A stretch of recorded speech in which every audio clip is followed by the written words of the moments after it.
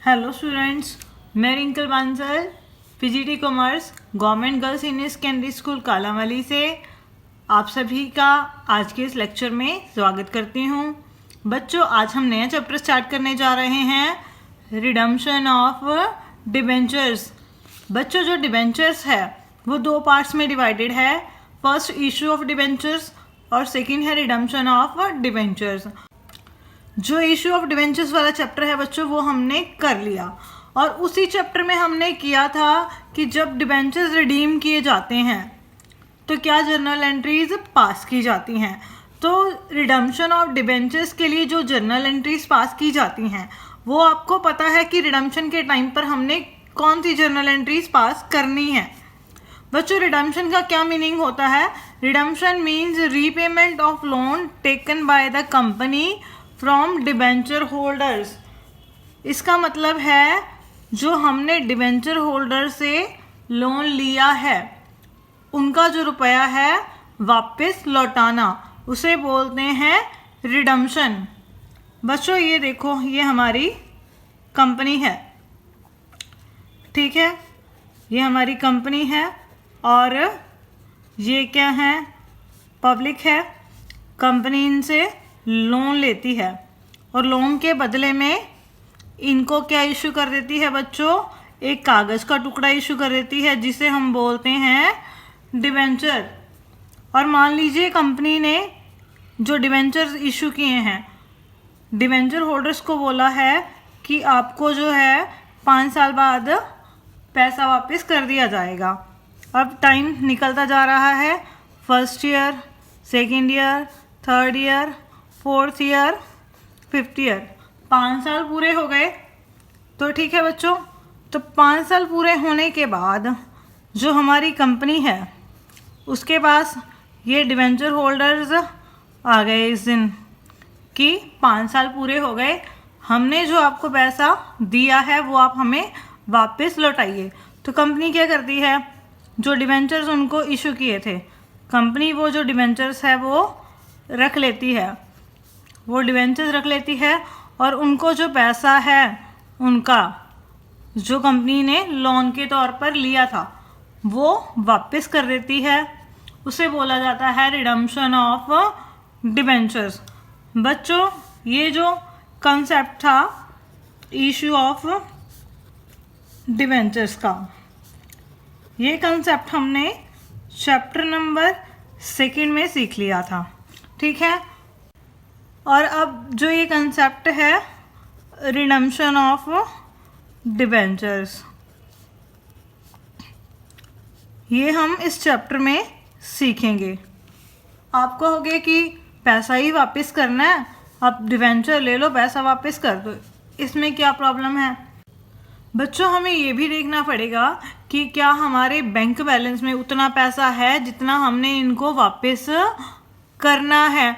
मान लीजिए कंपनी ने इनसे 10 लाख रुपीज़ का लोन लिया था और कंपनी ने अब इनको 10 लाख रुपीज़ वापस करने हैं, और जो कंपनी ने इनसे जो ये पैसे लिए थे वो कंपनी ने क्या किया होगा? अलग अलग जगह इन्वेस्ट कर दिए होंगे। अब एकदम से हम सारे पैसे वहाँ से निकालेंगे तो क्या होगा? हमारा काम बिगड़ जाएगा, जो काम चल रहा है इन पैसों से वो रुक जाएगा।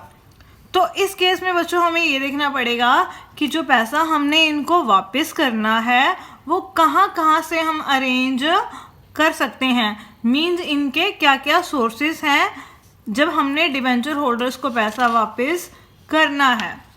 तो बच्चों, ये है हमारे पास sources of finance for the redemption of debentures, ऋण पत्रों के शोधन के वित्तीय साधन। बच्चों, अब हमने जो है डिबेंचर होल्डर्स को पैसा वापस करना है तो वो हम कितने तरीक़ों से कर सकते हैं? सबसे पहले है redemption from fresh proceed of debentures, fresh issue of shares, नए अंशों एवं ऋण पत्रों के निर्गमन से प्राप्त धन में से शोधन। देखो बच्चों, ये हमारी कंपनी है, ठीक है, और ये डिबेंचर होल्डर्स कंपनी के पास आ गए 5 सालों बाद कि हमें पैसा वापस कीजिए, और कंपनी के पास पैसा नहीं है तो कंपनी क्या करती है बच्चों? उस केस में कोई नए डिबेंचर्स, ठीक है, नए शेयर्स क्या करती है, इशू कर देती है। किसको? पब्लिक को।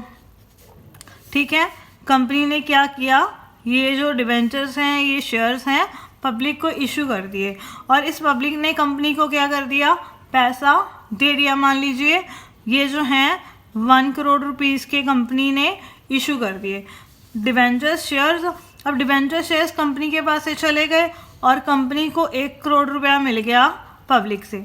अब कंपनी के पास क्या हुआ, बाहर की बाहर पैसा आ गया, जो कंपनी ने नए डिबेंचर्स या शेयर्स इशू किए हैं। तो कंपनी क्या करेगी, इन पैसों में से जो ये हमारे पहले वाले डिबेंचर होल्डर्स हैं, इनको पेमेंट कर देगी। हमने एग्जांपल लिया था कि हमने इनसे 10 लाख रुपया लिया है, मीन 10 लाख रुपीज़ के हमने डिबेंचर्स इशू किए हैं। तो कंपनी क्या करेगी, इस 1 करोड़ में से 10 लाख रुपया क्या करेगी, इनको वापस कर देगी, और बाकी जो बचा हुआ पैसा होगा वो अपने बिजनेस में इस्तेमाल कर लेगी। तो इसके क्या फ़ायदा होगा कंपनी को, कंपनी के ऊपर कोई एक्स्ट्रा बर्डन नहीं पड़ेगा। जो कंपनी ने ये पैसा लिया हुआ है, कंपनी को कहीं से ये पैसा निकालना नहीं पड़ेगा। तो इसे बोला जाता है नए अंशों एवं ऋण पत्रों के निर्गमन से प्राप्त धन में से शोधन। बाहर के बाहर पैसा आया कंपनी के पास, और कंपनी ने उस पैसे में से डिबेंचर होल्डर्स को पेमेंट कर दी। सेकंड है आउट ऑफ कैपिटल, पूंजी में से शोधन। बच्चों, हमारी जो पूंजी होती है वो क्या होती है, जो बिजनेस की हमारे पास एसेट्स होती हैं। ये क्या है, बिजनेस की एसेट्स।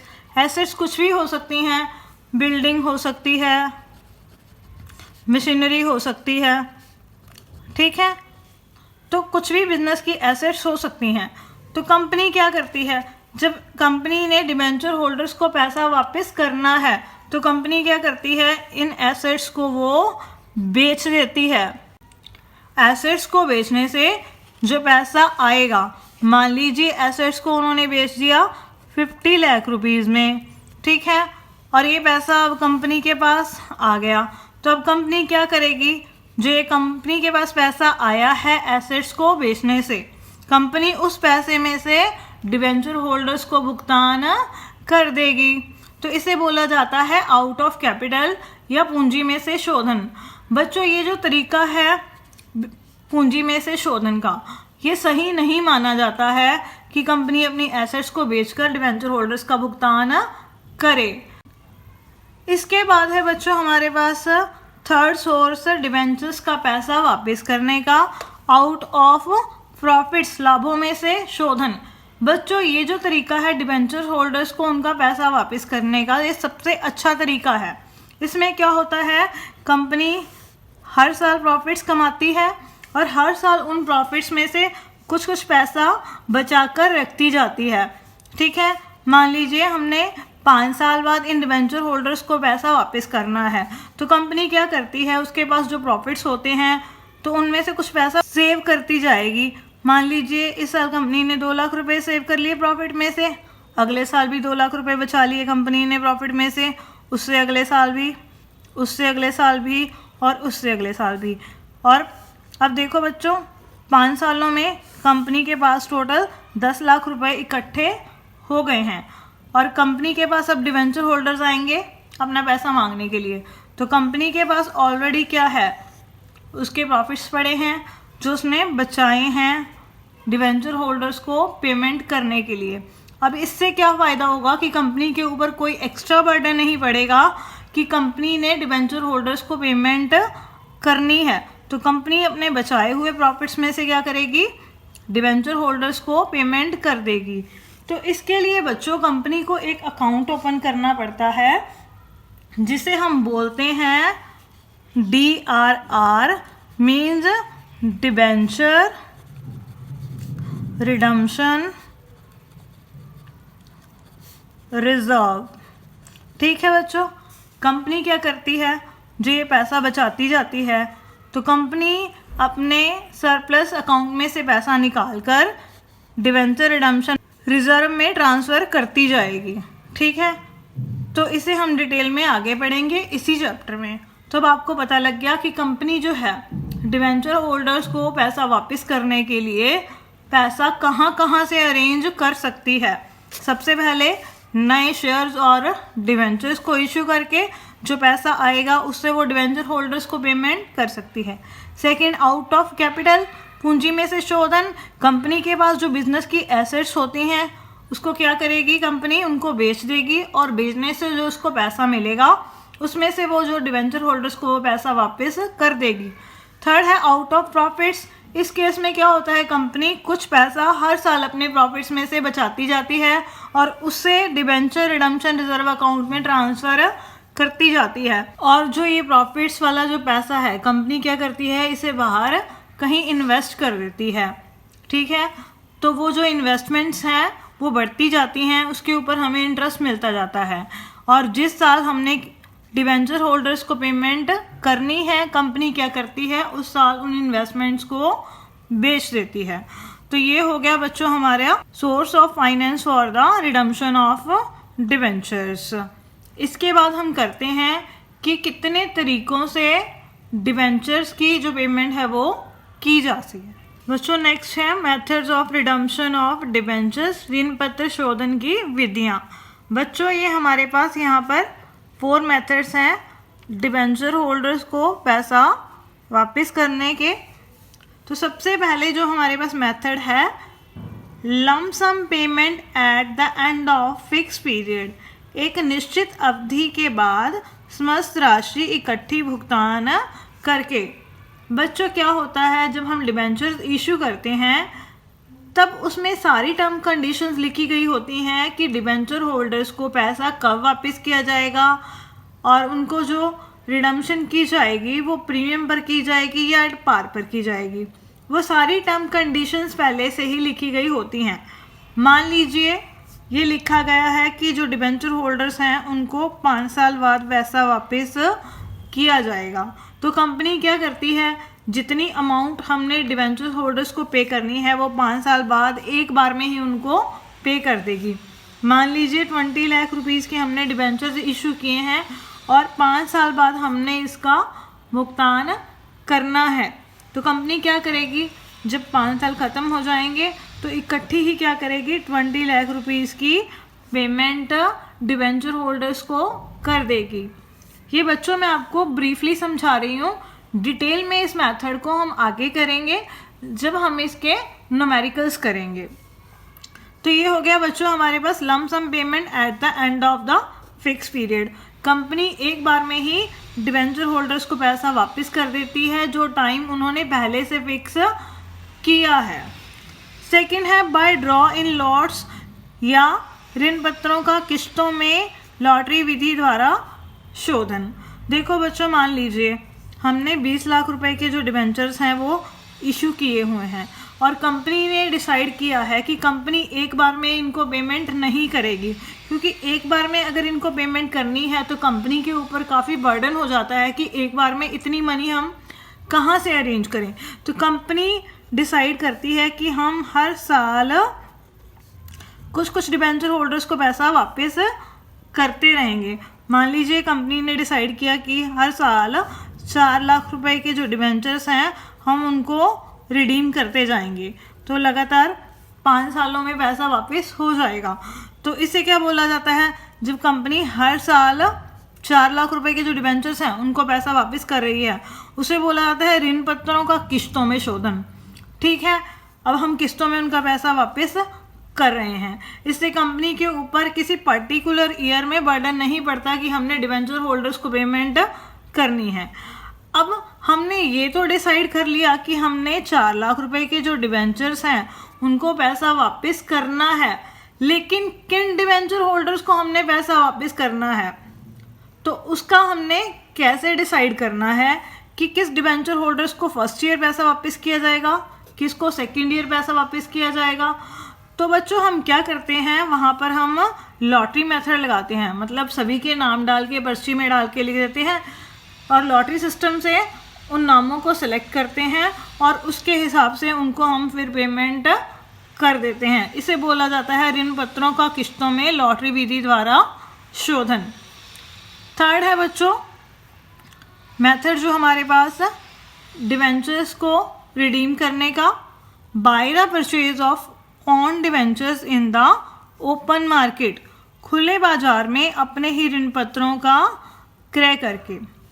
इसमें क्या होता है बच्चों, जो कंपनी है वो मार्केट में अपने ही जो डिवेंचर्स हैं वो परचेज कर लेती है। अब आप कहोगे कि कंपनी ने खुद ही डिवेंचर्स इशू किए हैं और कंपनी खुद ही अपने जो डिवेंचर्स हैं वो मार्केट से क्यों खरीदेगी। मान लीजिए बच्चों, हमने जो है 10 लाख रुपए के जो डिवेंचर्स हैं वो इशू किए हुए हैं, ठीक है, और 5 साल बाद हमने क्या करना है, इनको मान लीजिए 12 लाख रुपीज़ पे करने हैं, हमने प्रीमियम पर इनको पैसा वापस करना है तो 12 लाख रुपए। और बच्चों मार्केट में जो ये 10 लाख वाले डिबेंचर्स हैं, ठीक है, अभी मंदी आई हुई है मार्केट में, तो मान लीजिए इनका जो प्राइस है मार्केट में 8 लाख रुपए है। तो बच्चों अगर हम 5 साल बाद पैसा वापस करेंगे उन डिबेंचर होल्डर्स को तो हमें कितने की पेमेंट करनी पड़ेगी, 12 लाख रुपए की। लेकिन अभी वो मार्केट में हमें कितने के मिल रहे हैं, 8 लाख रुपए के। तो इससे क्या होगा बच्चों, हमारा सीधा सीधा 4 लाख रुपए का क्या हो जाएगा, फ़ायदा हो जाएगा अगर मार्केट में हम अपने ही डिबेंचर्स खुद खरीद लेते हैं। तो इस वजह से कंपनी इस गेन का बेनिफिट लेने के लिए, कैपिटल गेन का बेनिफिट लेने के लिए अपने ही डिबेंचर्स को मार्केट में से खरीद लेती है और अपने पास रख लेती है, बाद में उसको कैंसिल कर देती है। तो इसे कहा जाता है by the purchase of on debentures in the open market. उसके बाद है बच्चों फोर्थ हमारे पास मेथड रिडम्पशन ऑफ डिवेंचर्स का, बाय कन्वर्जन इनटू शेयर्स, अंशों में परिवर्तन। बच्चों कई बार क्या होता है कि हमारे जो शेयर्स होते हैं उनकी जो मार्केट वैल्यू होती है वो ज़्यादा होती है। तो जब हम डिबेंचर्स बच्चों इशू करते हैं, जब हम डिबेंचर्स इशू करते हैं तब ये टर्म्स कंडीशन बिल्कुल क्लियर कर देते हैं कि आप जो ये डिबेंचर्स हैं, ठीक है, उनको कल को शेयर्स में कन्वर्ट करवा सकते हो।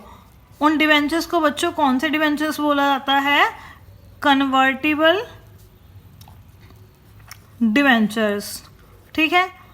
अब ये कन्वर्टिबल डिबेंचर्स होते हैं तो उनको जो है रिडम्पशन के टाइम पर कंपनी क्या करती है, उनका पैसा वापस नहीं करती है। जो डिबेंचर होल्डर्स इच्छुक होते हैं कंपनी के शेयर्स लेने के, तो कंपनी क्या करती है, उनको पैसा वापस करने की बजाय उनके जो डिबेंचर्स हैं उनको किस में कन्वर्ट कर देती है, शेयर्स में कन्वर्ट कर देती है। तो इससे कंपनी को क्या फ़ायदा होता है कि कंपनी को कैश वापस नहीं करना पड़ता है, ठीक है, और कैश का जो अरेंजमेंट है वो कंपनी को नहीं करना पड़ता है, क्योंकि कंपनी के जो डिबेंचर होल्डर्स हैं अब उनके पास क्या चले जाएंगे, कंपनी के शेयर्स। तो ये हो गए बच्चों methods of redemption of debentures. एक बार मैं आपको रिवाइज करवा देती हूँ। फर्स्ट मेथड है lump sum payment at the end of the fix period. इस केस में बच्चों कंपनी क्या करती है, एक फिक्स टाइम पीरियड के बाद रिडम्पशन के टाइम पर कंपनी इकट्ठा ही एक बार में डिबेंचर होल्डर्स को उनका पैसा वापस कर देती है। सेकंड है बाय ड्रॉ इन लॉट्स, ऋण पत्रों का किश्तों में लॉटरी विधि द्वारा शोधन। इस केस में कंपनी बच्चों क्या करती है, एक पर्टिकुलर जो अमाउंट है डिबेंचर्स की वो डिसाइड कर लेती है कि कितने डिबेंचर होल्डर्स को हर साल हमने पैसा वापस करना है, और उसके बाद हमने किसको सबसे पहले वापस करना है पैसा और किसको सबसे बाद में, वो कैसे डिसाइड करती है, लॉटरी मेथड से। थर्ड है by the purchase of on debentures in the open market, company अपने ही जो डिबेंचर्स हैं वो मार्केट से खरीद लेती है और मार्केट से खरीद कर उनको कैंसिल कर देती है। फोर्थ है bye conversion into the shares, इसमें बच्चों क्या करती है कंपनी, जो कन्वर्टिबल डिबेंचर्स हैं उनको शेयर्स में कन्वर्ट कर देती है, मीन्स उनको कंपनी नए शेयर्स इशू कर देती है पैसा वापस करने की बजाय। तो बच्चों ये हमारा टॉपिक कंप्लीट हो गया, method of redemption of debentures.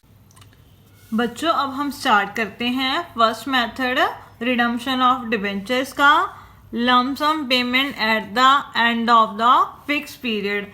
जब कंपनी एक फिक्स टाइम पीरियड के बाद डिबेंचर होल्डर्स को इकट्ठी अमाउंट पे करती है, बच्चों ये जो कंपनी अमाउंट पे करेगी डिबेंचर होल्डर्स को एक फिक्स टाइम पीरियड के बाद, उसका जो पैसा है वो कंपनी कैपिटल में से भी अरेंज कर सकती है या कंपनी अपने प्रॉफिट में से भी अरेंज कर सकती है। तो बच्चों हमारे पास यहाँ पर 3 केस बनेंगे। जब कंपनी कोई भी जो फंड है क्रिएट नहीं करती है, कहीं पर कोई इन्वेस्टमेंट नहीं करती है, तो उस केस में कंपनी डिबेंचर होल्डर्स को पैसा वापस करने से पहले क्या फॉर्मेलिटीज़ को पूरा करेगी। तो फर्स्ट केस है as per guidelines of companies act and SEBI.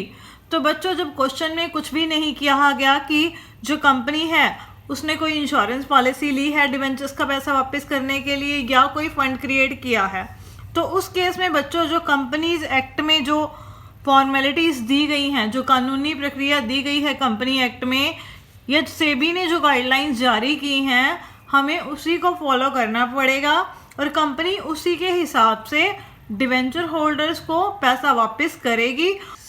Second है क्रिएशन ऑफ सिंकिंग फंड। इस केस में बच्चों कंपनी क्या करती है, हर साल अपने प्रॉफिट में से कुछ पैसा निकालकर सिंकिंग फंड में ट्रांसफ़र करती जाती है और वो पैसा वो आगे कंपनी बाहर इन्वेस्ट कर देती है। ये प्रक्रिया तब तक चलती रहती है जब तक हमने डिबेंचर्स की पेमेंट नहीं करनी होती। जिस साल कंपनी ने डिबेंचर होल्डर्स को पैसा वापस करना है उस साल वो सिंकिंग फंड इन्वेस्टमेंट को बेचकर वो पैसा इकट्ठा कर लेती है और उनकी पेमेंट कर देती है। Third case insurance policy method.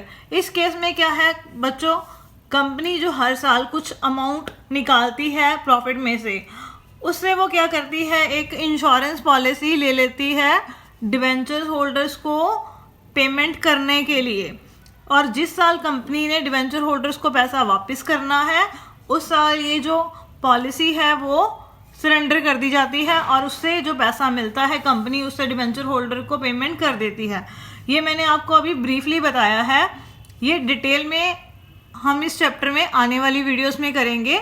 आज की इस वीडियो में हम सीखेंगे कि जो कंपनी एक्ट है और सेबी ने क्या क्या गाइडलाइंस बनाई हैं, क्या क्या कानून बनाए हैं, हमें उन्हीं रूल्स रेगुलेशंस को फॉलो करना पड़ेगा। यहाँ पर बच्चों हमारी मर्जी नहीं चलेगी कि हम कोई एंट्री आगे पीछे कर दें, ऐसा नहीं कर सकते हम बिल्कुल भी। जैसा हमें बताया गया है आपको वैसा ही करना पड़ेगा। ठीक है बच्चों, तो स्टार्ट करते हैं हम। Accounting treatment for redemption according to company act 2013 and SEBI guideline. बच्चों इसमें हमारे पास 5 स्टेप्स बताए गए हैं, आपको उन्हीं 5 स्टेप्स को फॉलो करना है डिबेंचर होल्डर्स को पैसा वापस करने से पहले। फर्स्ट है हमारे पास creation of debenture redemption reserve.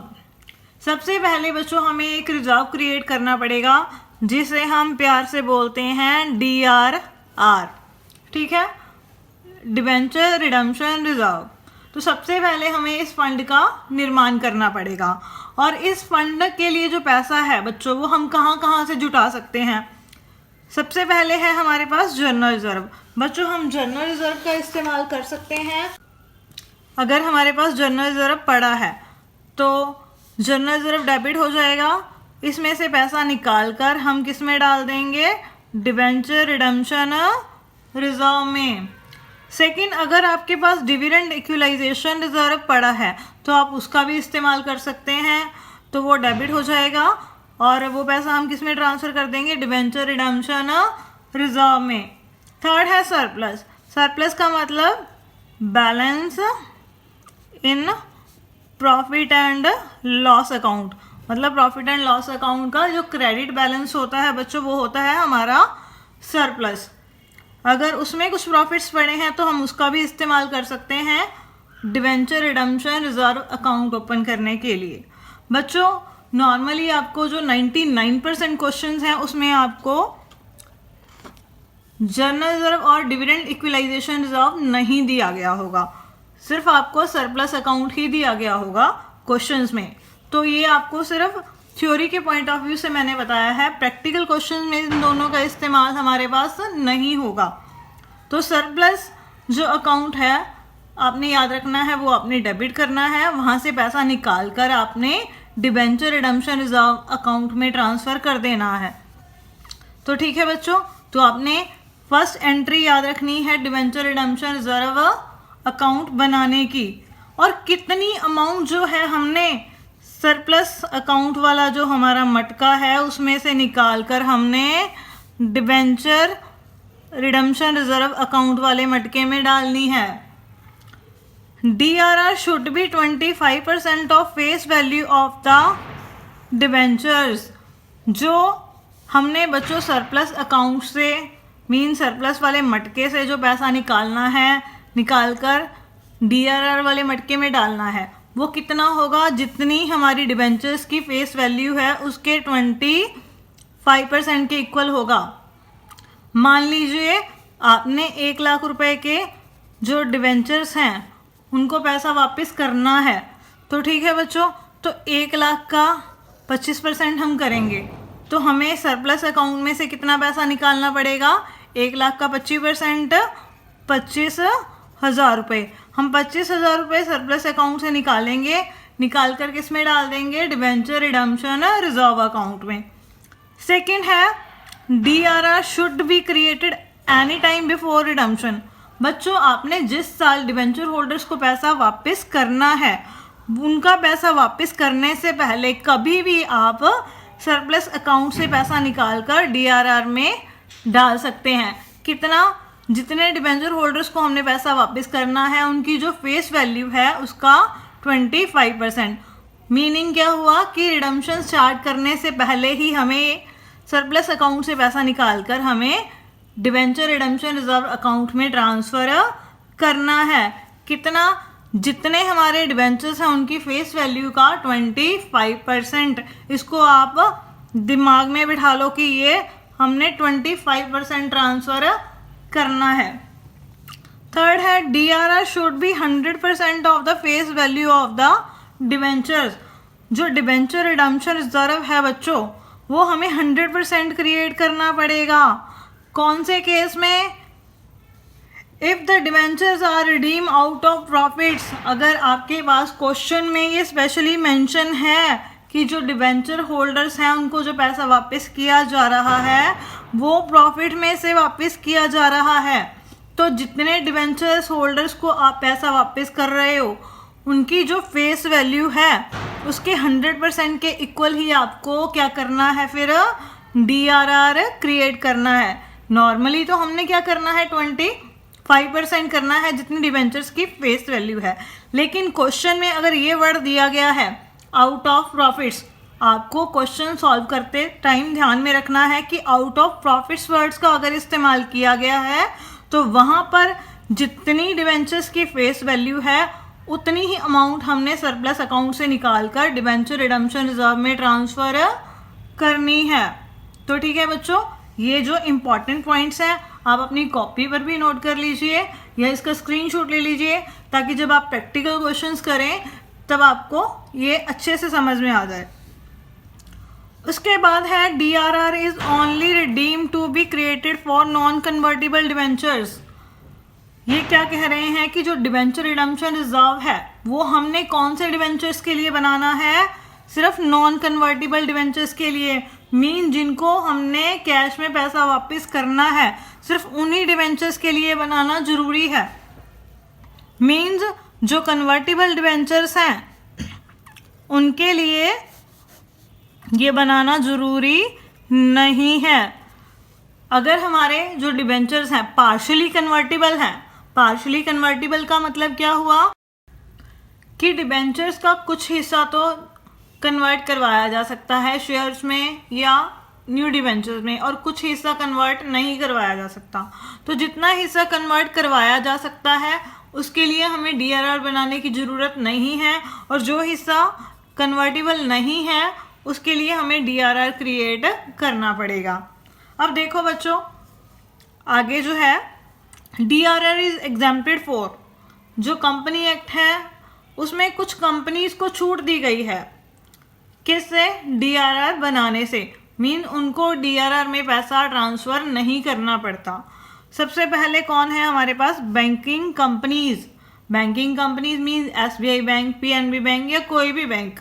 तो देखो बच्चों, ये क्या कहते हैं कि हमारे पास तो दुनिया जहान का पैसा है और आप हमें ही रिजर्व बनाने के लिए बोल रहे हो, तो हम रिजर्व क्यों बनाएंगे भाई? बैंकिंग कंपनीज को छूट दी गई है, उन्हें डीआरआर बनाने की ज़रूरत नहीं है।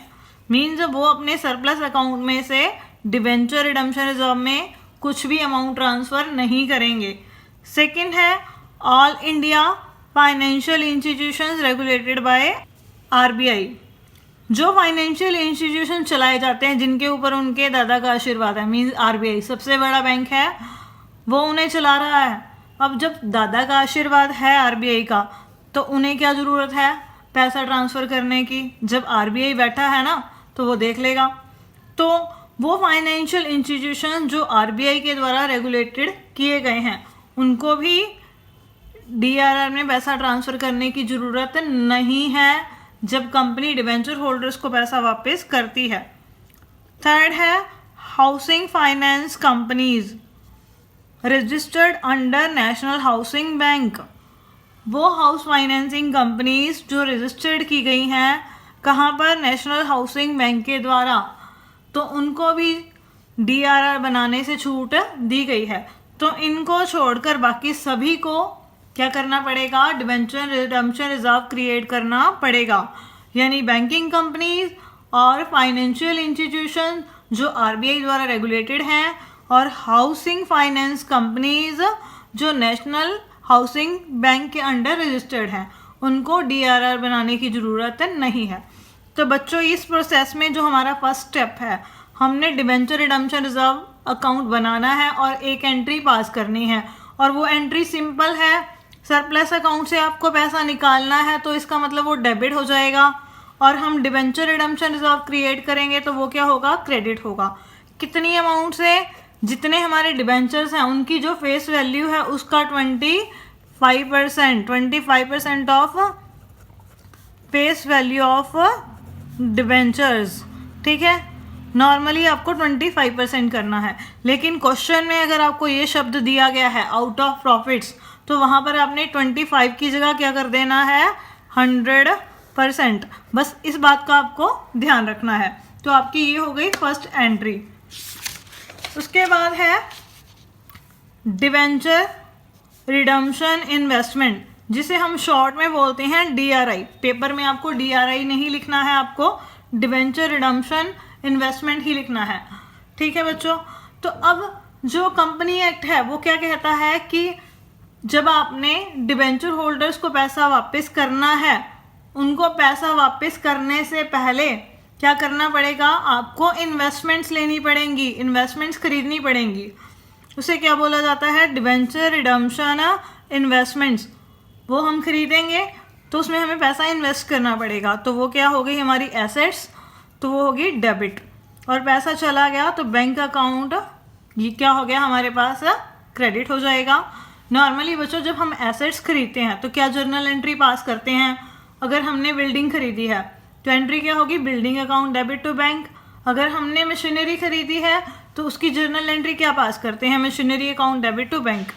और हमने अगर इन्वेस्टमेंट खरीदी होती है तो हम एंट्री क्या करते हैं? Investment account debit to bank account.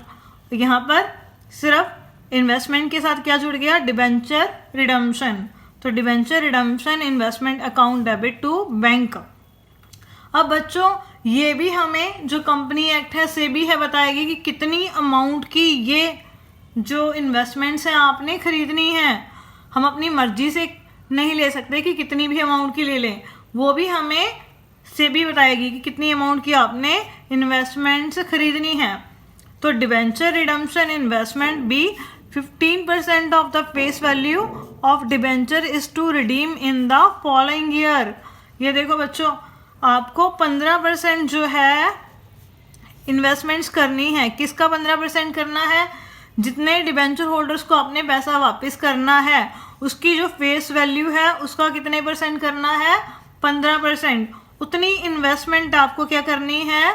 खरीदनी है। और कब खरीदनी है वो भी आपको बताया हुआ है, मतलब वो भी आप अपनी मर्जी से कभी मर्जी नहीं खरीद सकते। तो सबसे मज़ेदार बात यही है कि आपको वो डेट भी बता रखी है कि आपने वो इन्वेस्टमेंट्स कब खरीदनी है। Debenture redemption investment should be purchase from 1 April to 30 April जब आपने रिडम्पशन करनी है, रिडम्पशन करने से पहले जो 1 अप्रैल है उससे 30 अप्रैल तक कभी भी आप जो वो इन्वेस्टमेंट्स है वो खरीद सकते हैं। तो बच्चों हमारे ये 2 स्टेप्स हो गए। फर्स्ट जो स्टेप है, हमें डिवेंचर रिडम्पशन रिजर्व क्रिएट करना है, सरप्लस अकाउंट में से पैसा निकाल कर डिवेंचर रिडम्पशन रिजर्व अकाउंट में ट्रांसफ़र करना है। जितने डिवेंचर होल्डर्स को हमने पैसा वापस करना है उसका 25%। सेकेंड, हमने क्या करना है, डिवेंचर होल्डर को पैसा वापस करने से पहले हमें इन्वेस्टमेंट करनी है। कितनी इन्वेस्टमेंट करनी है, जितने डिवेंचर्स हैं उनकी फेस वैल्यू का 15% हमें यहाँ पर लगाना पड़ेगा। यहाँ पर हमने माना था कि 1 लाख रुपए के हमने डिवेंचर्स होल्डर्स को पैसा वापस करना है, तो यहाँ पर हमें कितने की इन्वेस्टमेंट्स खरीदनी पड़ेगी, 1 लाख का हम क्या करेंगे 15%, तो कितना हो गया यहाँ पर 15,000। तो 15,000 रुपये की क्या करना पड़ेगा, हमें इन्वेस्टमेंट्स खरीदनी पड़ेंगी। और वो कब खरीदनी पड़ेंगी, रिडम्पशन करने से पहले 1 अप्रैल से 30 अप्रैल के बीच में। ठीक है, उसके बाद हमने इन्वेस्टमेंट्स खरीद ली। अब क्या करना है, जिस साल आपने डिवेंचर होल्डर्स को पैसा वापस करना है उससे पहले पहले जो ये आपने इन्वेस्टमेंट्स खरीदी हैं उनको क्या करना है, आपको बेचना है, क्योंकि आपको पैसा चाहिए। अब आपके पास जो डिवेंचर होल्डर्स हैं वो आने शुरू हो जाएंगे उस दिन, तो जब आपने उनको पैसा वापस करना है तो उससे पहले पहले आपको क्या करना पड़ेगा, पैसा जुटाना पड़ेगा। तो पैसा जुटाना पड़ेगा तो उसके लिए हमें वो इन्वेस्टमेंट्स बेचनी पड़ेंगी। तो अब इन्वेस्टमेंट्स हमारे पास से चली गई, तो इन्वेस्टमेंट्स चली गई तो वो क्या हो गई, क्रेडिट हो गई। तो डिवेंचर रिडम्पशन इन्वेस्टमेंट्स अकाउंट, और पैसा आ गया तो बैंक अकाउंट यहाँ पर हमारे पास क्या हो जाएगा, डेबिट हो जाएगा। और अगर हमने उसके ऊपर कोई TDS कलेक्ट किया है तो वो भी क्या हो जाएगा, साथ में डेबिट हो जाएगा। और अगर हमें कोई इनकम हुई है इन इन्वेस्टमेंट्स के ऊपर, क्वेश्चन में अगर आपको दे रखा हो कि इतना इंटरेस्ट हमने कमाया है, तो वो इंटरेस्ट भी क्या हो जाएगा बच्चों, क्रेडिट हो जाएगा इंटरेस्ट अर्न्ड अकाउंट से। ठीक है बच्चों, तो ये एंट्री कब करनी है, जिस दिन हमने इन्वेस्टमेंट बेची हैं। उसके बाद बच्चों जिस दिन हमने डिवेंचर होल्डर्स को पैसा वापस करना है, हम ऑफिस खोल के बैठ गए उस दिन। ठीक है, ऑफिस खोला, साथ के साथ क्या हुआ, डिवेंचर होल्डर्स की भीड़ आ गई हमारे पास कि हमारा पैसा वापस करो। ठीक है, तो हम क्या करेंगे, सबसे पहले वो हमारे पास आएंगे उस दिन जिस दिन हमने उनको पैसा वापस करना है, on the date of the redemption. हमारे पास डिवेंचर्स आ जाएंगे, ये कागज़ का टुकड़ा ले आएंगे हमारे पास डिवेंचर वाला। ठीक है, वो हम उनसे ले लेंगे उस दिन। वो आ गया तो डिवेंचर्स अकाउंट क्या हो गए, डेबिट हो गए, जितनी उनकी फेस वैल्यू है जो कागज़ के ऊपर लिखी हुई है। अगर हमने उनको प्रीमियम पर पैसा वापस करना है तो वो प्रीमियम भी क्या हो जाएगा, साथ में डेबिट हो जाएगा। Premium on redemption account debit अगर है तो, अगर प्रीमियम नहीं है तो ये डेबिट नहीं होगा। और अमाउंट ड्यू हो जाएगी किसको, डिवेंचर होल्डर्स को, कि हमने उनको पैसा देना है। ठीक है, तो ये एंट्री जो बच्चों हमने पहले भी कर ली है पिछले चैप्टर में। पहले अमाउंट ड्यू हो गई, उसके बाद क्या करेंगे, हम डिवेंचर होल्डर्स को ये करके उनकी पेमेंट करते जाएंगे। हम अपनी चेकबुक निकाल लेंगे और सभी को हम चेक काट के देते जाएंगे और उनका पैसा वापस करते जाएंगे। तो यानी जिस दिन हमने उनको पैसा वापस करना है उस दिन हमने ये 2 एंट्रीज पास करनी है। उसके बाद बच्चों पैसा वापस कर दिया, उसके बाद भी जो सेबी ने एक रूल बनाया हुआ है कि जो ये पैसा आपने ट्रांसफ़र किया था यहाँ पर, ठीक है, जो ये आपने DRR अकाउंट में पैसा ट्रांसफ़र किया था, क्रेडिट किया था, वो पैसा अब रिडम्पशन हो गई, वो डिबेंचर रिडम्पशन रिजर्व अकाउंट से निकाल कर हमने कहाँ ट्रांसफ़र करना है, जनरल रिजर्व अकाउंट में। यहाँ पर बच्चों हमने कितनी अमाउंट ट्रांसफ़र की थी, डिबेंचर रिडम्पशन रिजर्व में 25,000 रुपीज़। तो ये अमाउंट अब हम क्या करेंगे, यहाँ से निकाल कर डाल देंगे जनरल रिजर्व में। तो बच्चों आपको ये जो 5 स्टेप्स है वो ध्यान में रखने हैं। सबसे पहले आपको डिवेंचर रिडम्पशन रिजर्व क्रिएट करना है, उसकी जर्नल एंट्री पास करनी है। उसके बाद आपको डिवेंचर रिडम्पशन इन्वेस्टमेंट्स खरीदनी है। कितनी? 15% of face value of debentures की। थर्ड, आपको वो जो डिवेंचर रिडम्पशन इन्वेस्टमेंट्स है वो सेल करनी है रिडम्पशन करने से पहले। और उसके बाद जिस दिन रिडम्पशन हमने करनी है डिवेंचर्स की तो उस दिन हमने 2 एंट्रीज पास करनी है। उसके बाद जब रिडम्पशन हो जाएगी तो हमने क्या करना है, DRR वाला पैसा जर्नल रिजर्व अकाउंट में ट्रांसफ़र करना है। तो बच्चों ये आज का हमारा टॉपिक कंप्लीट हो गया। इसके जो प्रैक्टिकल क्वेश्चंस हैं वो हम अपनी नेक्स्ट वीडियो में करेंगे। आपको अच्छे से क्लियर हो जाएगा ये कंसेप्ट। तब तक आप इस कंसेप्ट को अच्छे से समझिए और इसको रिवाइज कीजिए।